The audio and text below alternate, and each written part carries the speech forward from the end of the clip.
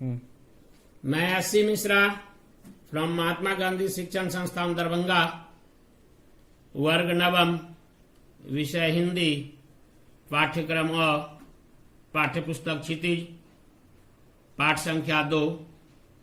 पाठ का नाम लहासा की ओर, लेखक राहुल सांकृत्यायन। साहित्यिक विशेषताएं। यात्रा वृत्तांत लेखन में राहुल जी का स्थान अद्वितीय है। उन्होंने घुमक्कड़ी शास्त्र की रचना की।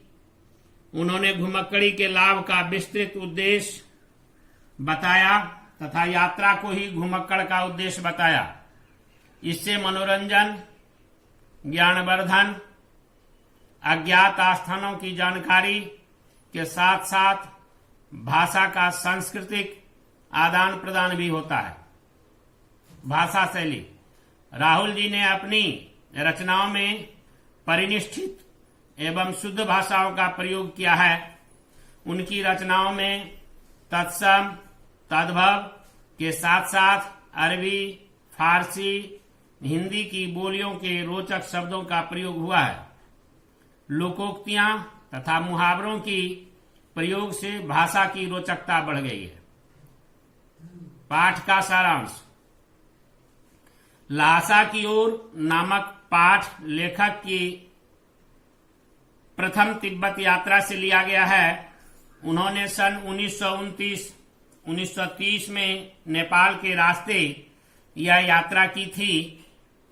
उस समय भारतीयों को तिब्बत यात्रा की अनुमति न होने के कारण लेखक ने यह यात्रा भिखमंगे के छद्मवेश में की थी। इस पाठ में उन्होंने लहासा की ओर जाने वाले दुर्गम रास्ते का रोचक वर्णन किया है। इससे तिब्बती समाज के बारे में अनेक जानकारी मिलती है।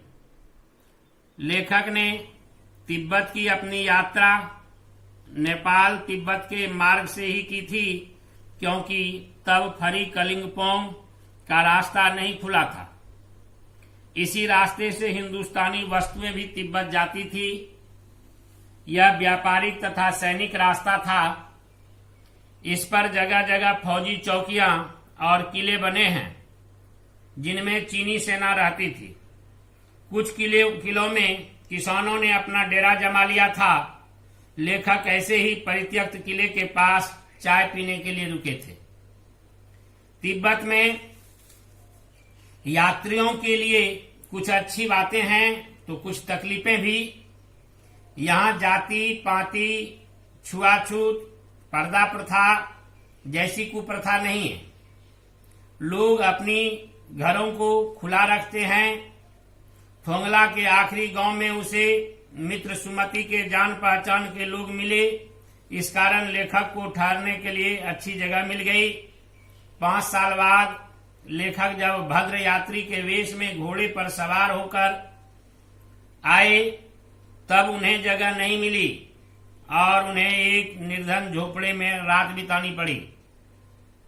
अब लेखक को सबसे विकट डांडा थोंगला पार करना था। 16-17 हजार फीट ऊंचाई पर स्थित यह डांडे सबसे खतरनाक जगह है।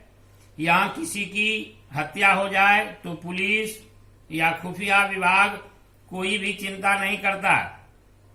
वहाँ कोई हत्या का भी गवाह नहीं मिलता है।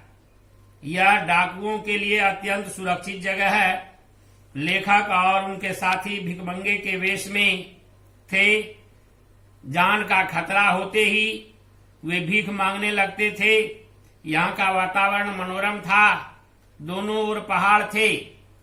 इनमें कुछ पर बर्फ थी, कुछ पर न बर्फ थी न हरियाली। इसी बीच वह रास्ता भटककर कहीं और चले गए। फिर वापस रास्ते पर लौटकर आए। 4 बजे के करीब लंकोर पहुंचे, जहां उनका जानकार सुमति उनकी प्रतीक्षा में मिला। वह बहुत गुस्से में था, पर सारी बात जानकर उसका क्रोध शांत हो गया। लंकोर में वह अच्छी जगह रुके। यहाँ उन्हें खाने को सत्तू, चाय तथा रात में गर्मा गर्म थुकप्पा मिला। लेखक और उनके साथी जब तिंगरी के विशाल मैदान में थे, इसके चारों ओर पहाड़ थे। जिससे ये मैदान टापू जैसा दिख रहा था। इसी मैदान के तिंगरी समाधिगिरी हैं। यहाँ भी सुमति के यजमान थे। वे यजमानों के यहाँ जाना चाहते थे। बोध गया से लाए गए गंडे खत्म होने पर किसी भी लाल कपड़े का गंडा बनाकर बांटना शुरू कर देते थे। लेखक ने उन्हें ऐसा करने से रोका। लेखक को भारवाहक न मिल पाने के कारण सामान लेकर स्वयं चलना पड़ रहा था। तिब्बत की कड़ी धूप में 2 बजे सूरज की ओर मुंह करके चलने से गर्मी लग रही थी। सुमति अपने एक यजमान से मिलना चाह रहे थे, इसलिए उन्होंने शेखर विहार की ओर चलने के लिए कहा। तिब्बत की जमीन जमींदारों में बटी है, जिनका ज्यादा हिस्सा मठों के पास है। जागीरदार मजदूरों से बेगार में खेती कराता है। खेती के देखरेख के लिए भिक्षु भेजे जाते हैं, जो राजा से कम नहीं होते हैं। शेखर की खेती के मुखिया लेखक नमसे मिले। वहां एक सुंदर मंदिर था। उसमें कुंजर की लिखी 103 पोथियां रखी थी। एक एक पोथी का वजन 15-15 किलोग्राम था।